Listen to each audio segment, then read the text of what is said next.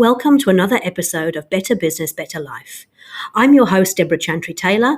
I'm a trained entrepreneurial leadership and business coach, a professional EOS implementer, and an established business owner myself. I am really passionate about helping business owners to have a better life through creating a better business. My guests have also experienced the highs and lows of business, and we want to share those learnings with you to help you avoid some of the common mistakes and also be inspired by their success. My hope is that you take something from each of these short episodes that you can put into action to help you get what you want, not only out of your business, but also your life.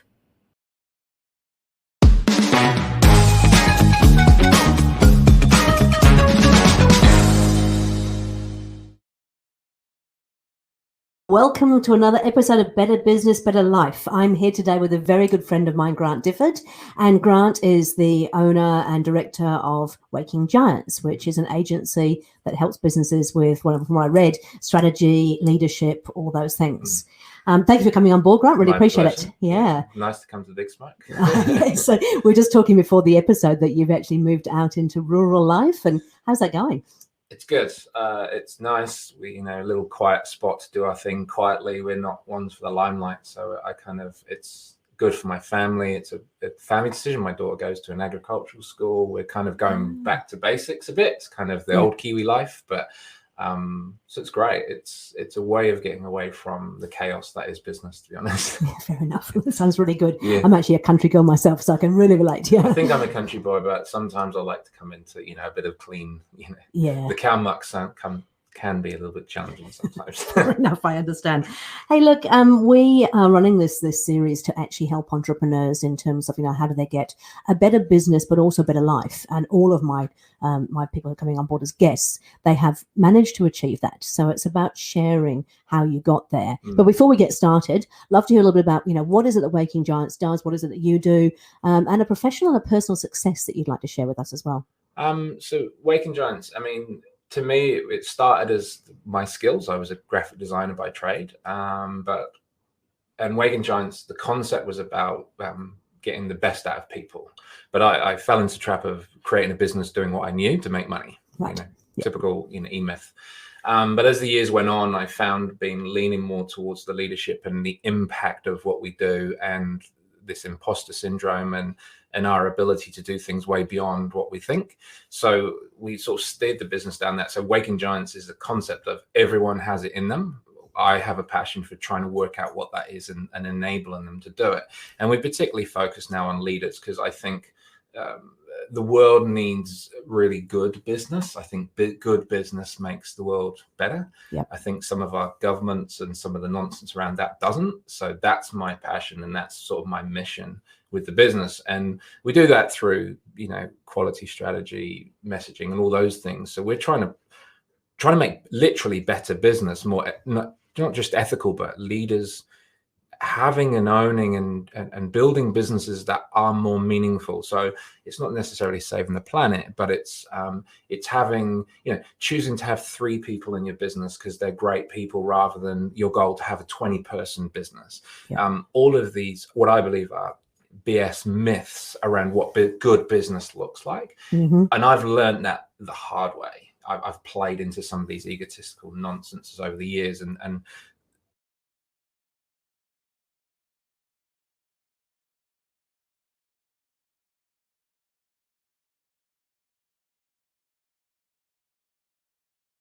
most of my personal successes, bar family and my daughter and everything, is when I represent New Zealand at the World Championships in triathlon, and that was through a really tricky part of my life. So I used sport to sort of condition myself for some resilience. So I went from a basic triathlete to the World Championship team in 18 months. So that was the catalyst for me to sort of change my mindset about what I was capable of. Yeah. And that sort of started the journey.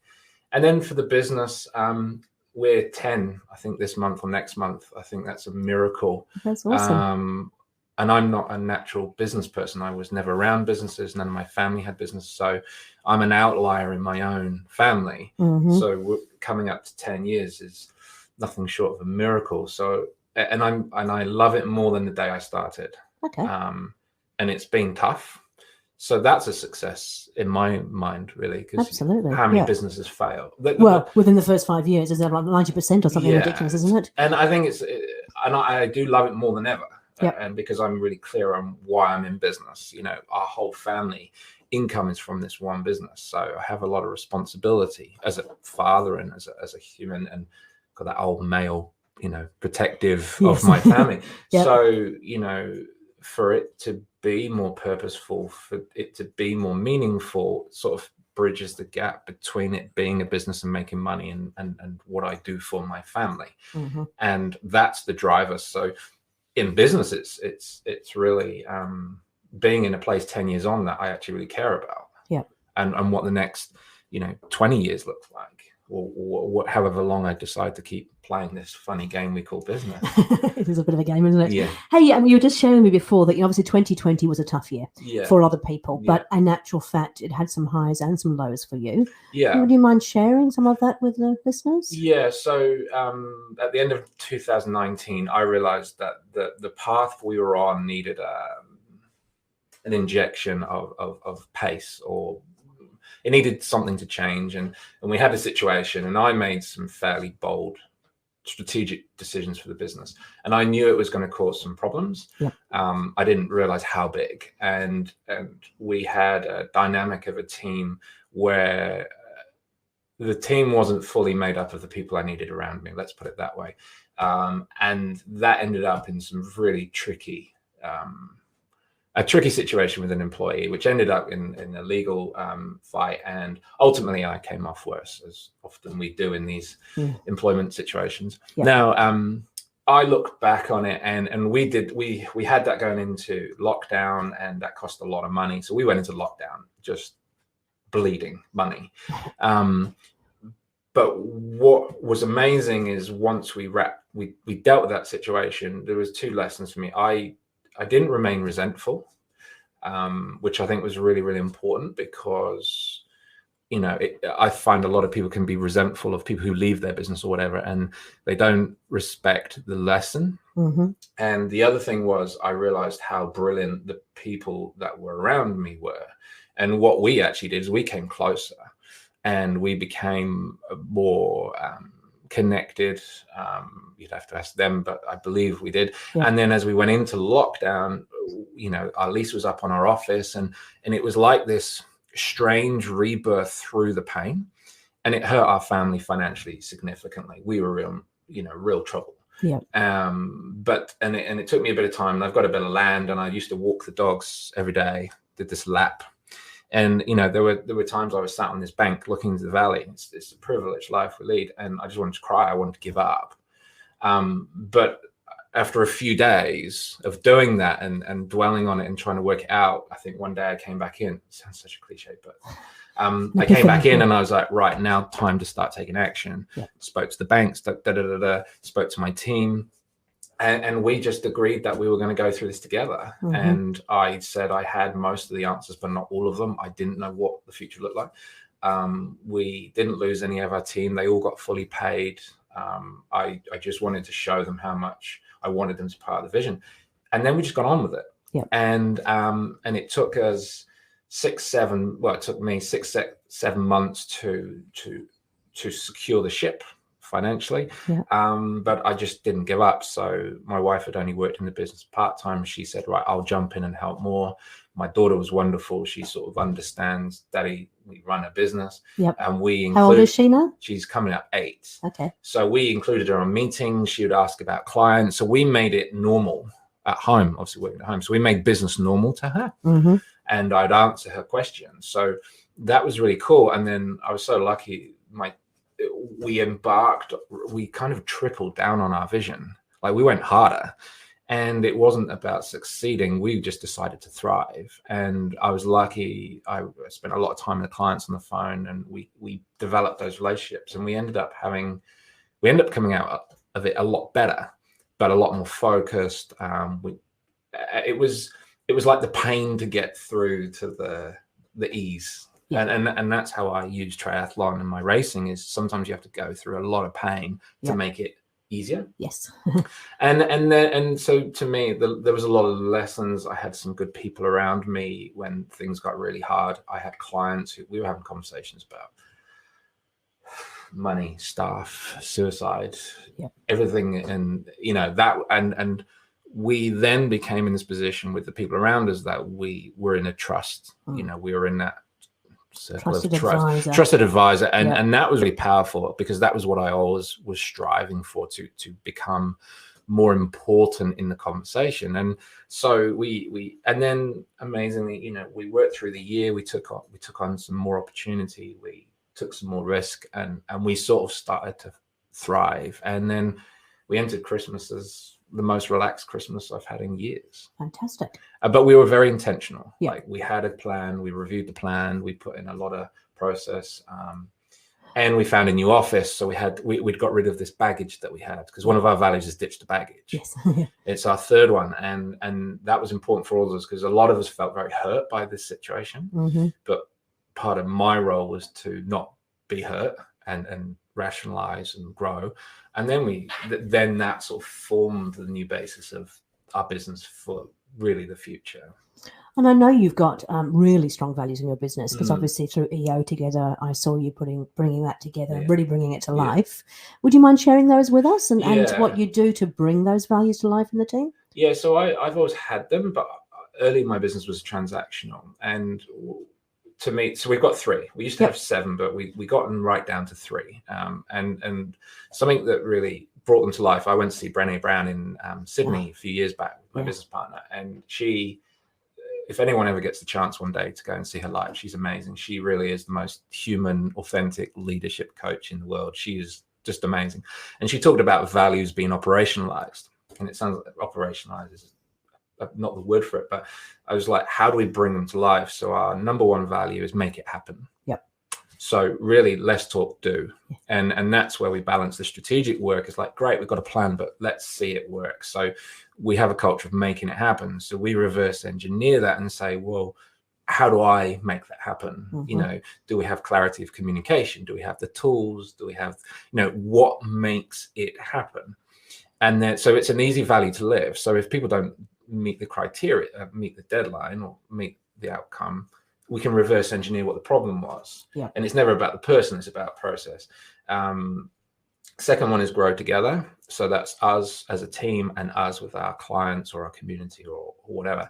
So it's actually about getting closer to the people in the team, being more understanding of what they need. So we don't do performance reviews, we have growth catch-ups. So we book in, and there's at the moment there's only 3 of us, but there's time in the diary once a month where we sit down and we talk about their growth. So I don't talk about performance, we give feedback, I work out what I need to do better. So it's all about progress, not perfection. So growing together. And then they talk about, Warner talks about their book Getting Naked. It's about taking a hit for the client sometimes. And it's not about putting yourself out of business, but doing the things that are unseen, which is growing together. And then the third one is ditch baggage. And we spend, particularly leaders, and you'll talk to this, is we spend all our time up here. And ditch the baggage for us is twofold: is get rid of resentment of the things that didn't work, but also understanding that today we are where we are, tomorrow will be a little bit different. And if it didn't work today, you start tomorrow and you try again, and the next day you try. And so it's very much about progression, growth, thinking. So we can live those really easily because we only do the work that allows us to do that. We have things like huddles, we have simplified technology, we develop courses that only meet our needs. So they are our guiding light. So we have to live them. And all the business decisions I made have to reference them. So I got an opportunity yesterday.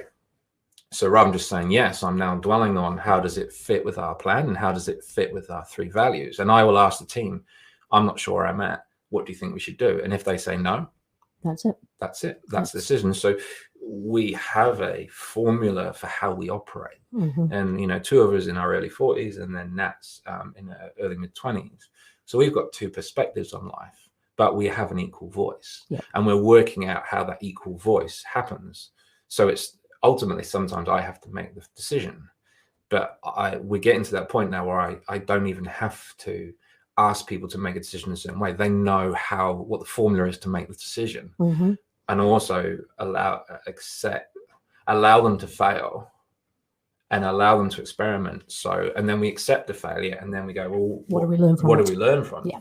So that creates a really, in my opinion, like I said, you'd have to ask them, but it makes a really fun, progressive environment. Well, and it's actually building resilience as well, right? Because the whole thing of resilience is actually learning from those mistakes and saying, what could we do differently? Which sets you up for success going forward. Well, I'll never forget this lesson as we were going through. So we picked up an import agency for a running brand, another big passion of mine. Yes. And we were playing at it for a year, and we were really playing it. And I got upset with Nat one morning, and I said, we'd picked up quite a bit of online sales through lockdown, as many people did. And I was like, one Monday morning, I'm like, we either pull the pin or we go hard. And I was like thinking it, and she goes, well, let's just go hard. So within 3 days, we turned the whole model around. Yeah. In the first month, we'd gone from $400 a month to $15,000. And to me, it was about our mindset. We either fully engage or we play at it.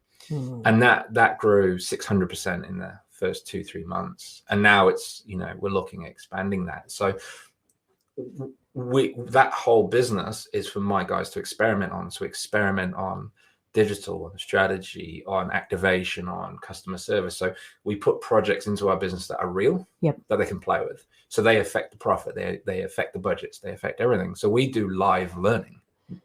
And you're also getting your team involved in some of those things that maybe a team wouldn't be involved in, as in profitability. What does that look like? And we'll look at things like, so we'll say, okay, like at the moment, we've got a really big problem with supply chain out of the UK and South Africa and Indonesia. And we might have this opportunity in Australia.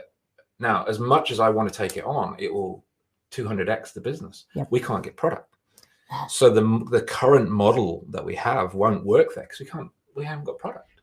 So what we do is we look at the models and we look at how, so then we've got this product line that we can really double down on, which is high profit. We know our cost per acquisition. We know our customer service model. So we say, well, for 3 months, we might just have to go down that route, come back on our expectations of growth and accept that, because there are things we cannot control. We can't physically get product because they're 6-7 months behind in the supply chain. But yet this thing's growing. So we're going through this together and we're solving the problems together. It's not like me, the head of strategy. It's Nat going, well, digitally, how does this work? And, we changed something 2 days ago and sales have gone through the roof. So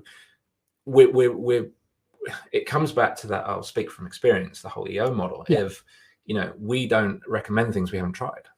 And it creates this level of integrity that, we get it wrong. We don't let it towards a client. Or so you're walking the talk. And it's actually my understanding now is that you make a lot less profit short term by doing that, because you actually test the food yourself. But we're in the long game. But I believe that creates a rich environment for these guys, because they're building a business. They're not just an employee. They're actually involved in decision making around growth. Then you apply that to a client business. They understand the commercials. They understand where we're trying to go. We understand the pitfalls, and that makes a very different dynamic. That makes us a different kind of organization.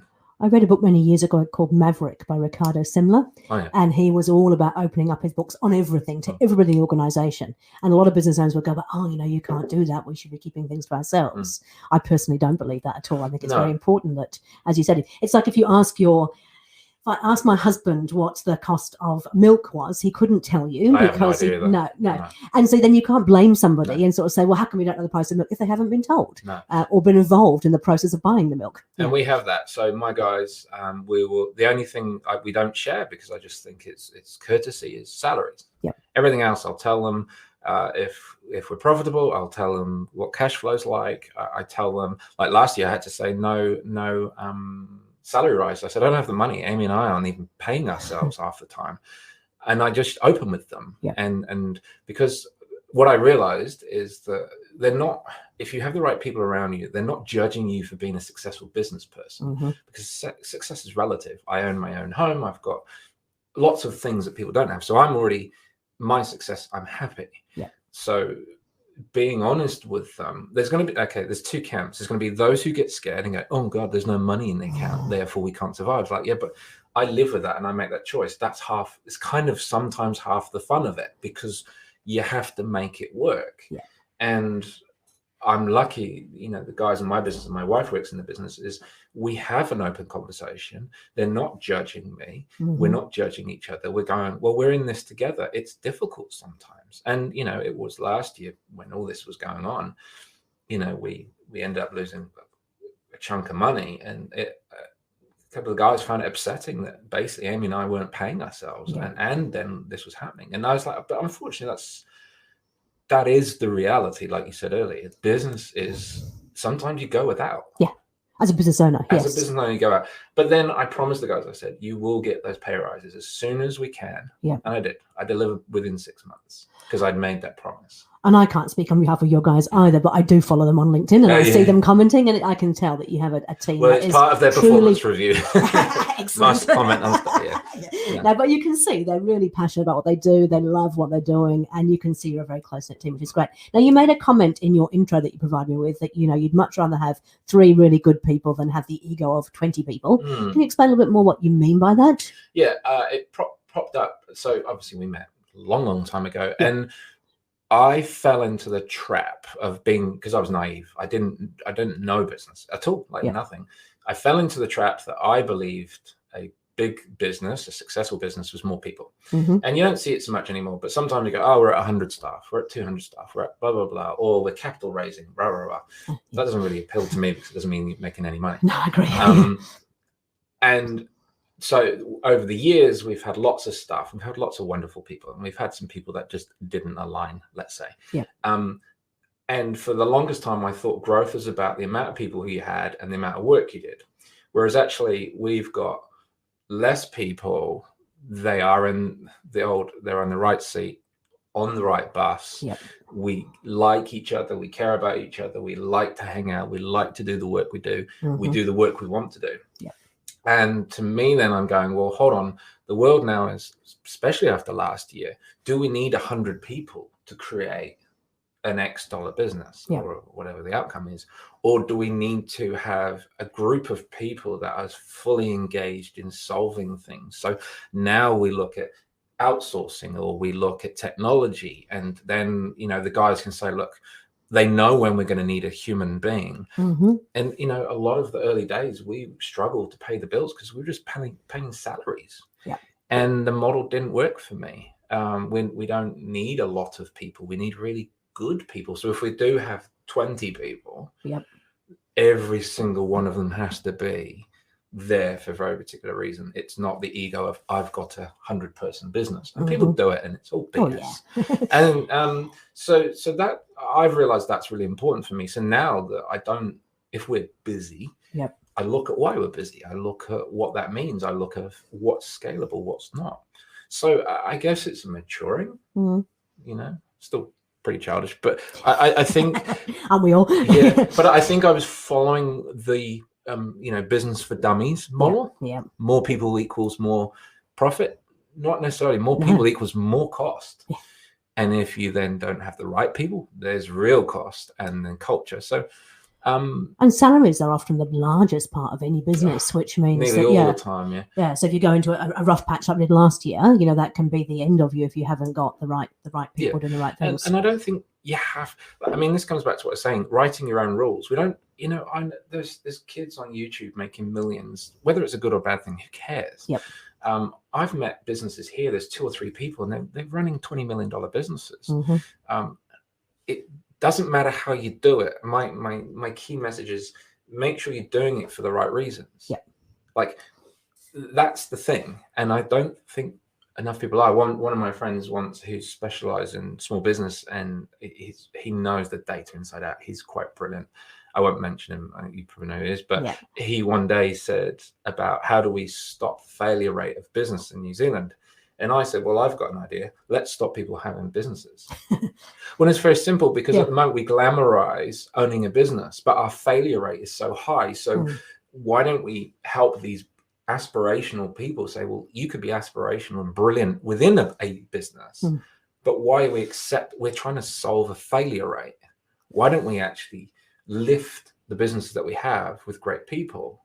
But at the moment we're going, yeah, you can start a business in under an hour. You can, doesn't mean you should. No, nor that you'll enjoy it necessarily. No, and some people just aren't cut out for it. And because there's a lot of, I was going to say, a lot of roller coaster you got to be issues. tough. Yeah, it can be really tough. You got to be really tough, and So I think it's controversial. It's controversial, but I think it's better because you don't have damaged relationships, you don't have massive debt, you don't have these statistics. It's not a negative, I think, because there's no test. But if you think about your business, I mean, you've got people in there who are effectively running a business without running a business because you're engaging with them, you're involving them in it. And I think that's how business should run. It's not about having employees. It's about having a team that is actually all on the same bus, heading in the same direction, knowing why they're doing it and being involved and helping to run that business. But that's this is the ego of the leader. Now, ultimately, in our business, I know it comes down to me. Everything that goes right and wrong is down to me. It's not that I can take the credit for it. But if my team is disengaged, it's something I've done. If I don't share the information, it's something I've done. And I think that people it's easy to blame an employee, but ultimately, if you're a crap leader and you've got no strategy and you've got no culture, people like to be led. It's just behavior. You read anything on it, people like to be not told what to do, but some people like to be part of the system and grow with the system. Some people like us lunatics like to try and work out what the system's doing. I think people are afraid that the employers will make them look bad. Now, I'm really cool. Like, Nat's fantastic. She takes me on all the time. And at first I found it really difficult because it was bruising my ego. But over the time, we've found the way that works for us and we've coached each other. So she'll go, no, that's not working. And I'm like, okay, well, why? And she'll go, this is great. So once again, drop the ego, because that's how your team will accelerate, because I assume it shows a level of integrity and trust and respect and their capability, but also then turn around and go, well, look, no, I'm going to make the decision this time because that's just not right. And we do that too. No, I'm conscious of time. I could sit here and talk to you for hours and hours about this stuff, but I would like, if you would, before you go, to share 3 kind of key things that you could share with the listeners that they could put into practice in their business right now that would actually help them in terms of getting a better business and better profit. Number 1 is do less. Do less. Really easy. Coming from an obsessive strategist is do less and laser focus on the thing that's going to make the difference, which seems really obvious, and that's why people don't do it. So, like, if ever I'm riding my bike and there's a stone in the road, if I look at the stone, I'll ride over the stone. If you ignore it, you go around it. So do less, get rid of the distractions, and do the thing that's going to make them biggest, that's going to have the biggest impact. Fantastic. And it's mostly going to take you 10 minutes. Or it's a phone call, or it's an email. I think it's really cliche, but have values that actually mean something. Don't do some arbitrary task that kind of integrity, honesty, trust. Well, they're human traits. Or worse, an acronym, who we've got our company name. We'll use that as the beginning letter for each value. And then work out how to make them actually work, like operationalize them. So we do this because of that. We do this because of that. So we're currently doing a redistribution of wealth thing through charities. And so we've got a list, and the team will decide where the money goes. So they've got a list of charities.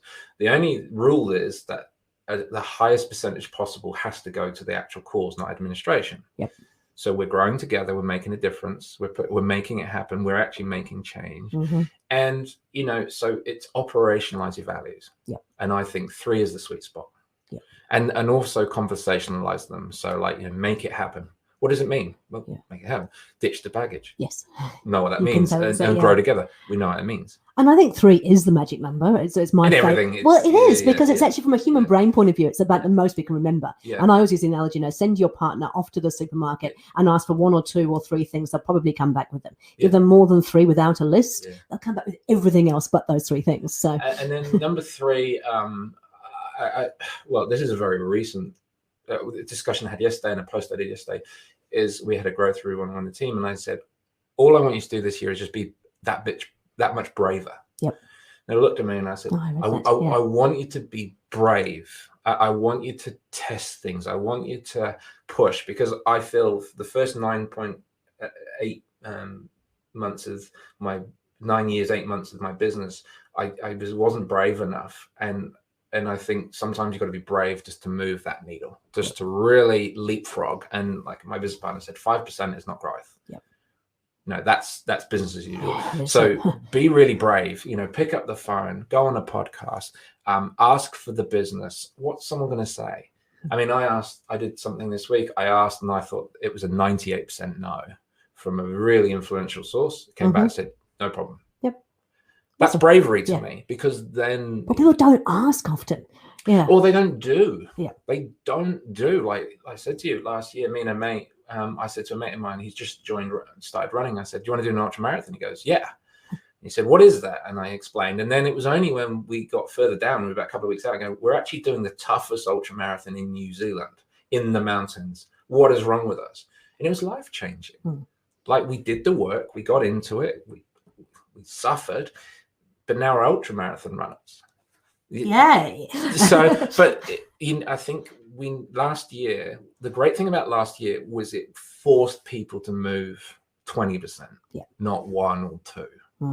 So be brave has got to be the third. Fantastic. Hey, look, that has been absolutely brilliant. Congratulations on a successful year last year. And here's to brave and bigger things for this year. Thank you so much. Yeah, thank you so much for joining us. Really appreciate it. My pleasure. Thank you.